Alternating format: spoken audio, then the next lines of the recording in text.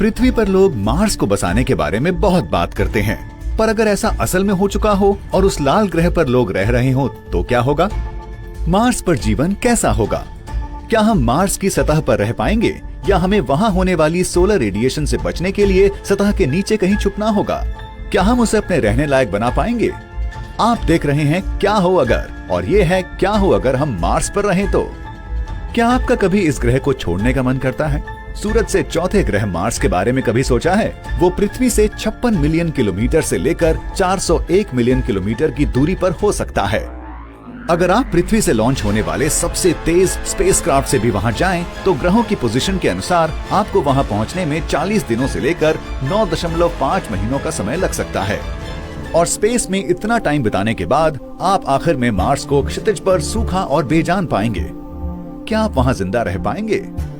Mars पर जिंदा रहने के लिए आपको क्या चाहिए होगा?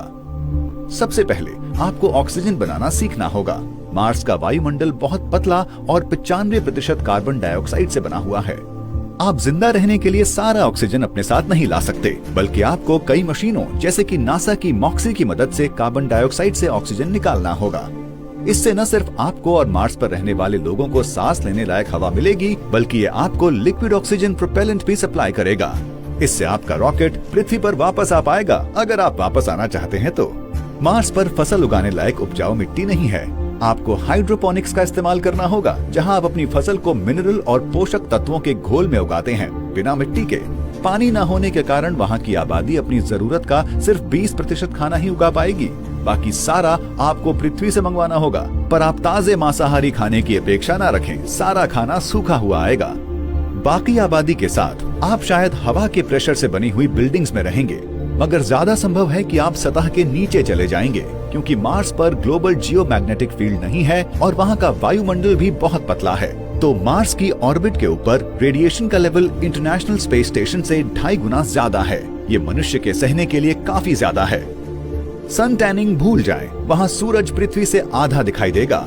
और अगर आप बाहर जाना चाहते हैं और जिंदा वापस आना चाहते हैं, तो आपको एक स्पेस सूट की जरूरत होगी, जिससे आप वहां न के बराबर एटमॉस्फेरिक प्रेशर और रेडिएशन से बच सकें। आपका सूट आपको गर्म भी रखेगा, जो कि जरूरी है क्योंकि मार्स पर तापमान बहुत कम होता है।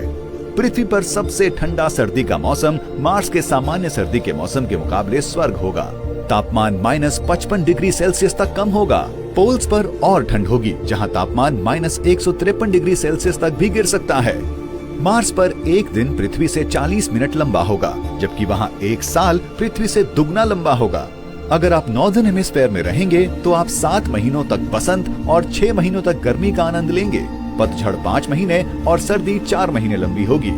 और न सिर्फ वहां तापमान कम होगा, बल्कि वो एक हफ्ते के अंदर बड़े ही प्रभावशाली ढंग से बदल भी सकता है।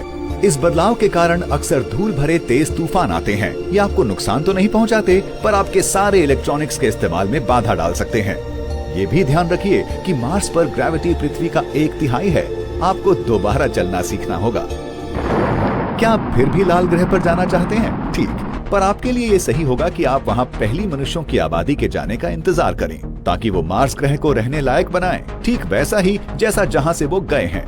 वे मार्स को गर्म रखने के लिए दूसरे ग्रहों के वायुमंडल से अमोनिया गैस एक्सपोर्ट करेंगे। ये गर्मी मार्स के नॉर्थ पोल पर जमी बर्फ को गैस में बदलेगी, जिससे कि उस ग्रह को एक वायुमंडल मिल सके। हालांकि ये गैस अभी भी हमारे सांस लेने लायक नहीं होगी, पर कम से कम ये एक एटमॉस्फेरिक प्रेशर बनाएगी, जिससे आप आखिरकार अपना स्पेस सूट उतार पाएंगे। फिर वे मार्स की सतह के नीचे बंद विशाल बर्फ के भंडार से पानी निकालेंगे। भाप वायुमंडल को और गाढ़ा बना देगी। आखिरकार आप मार्स पर बारिश और बर्फबारी होते हुए देखेंगे, और शायद 1000 सालों के बाद वहां मनुष्यों के सांस लेने के लिए पर्याप्त ऑक्सीजन होगी।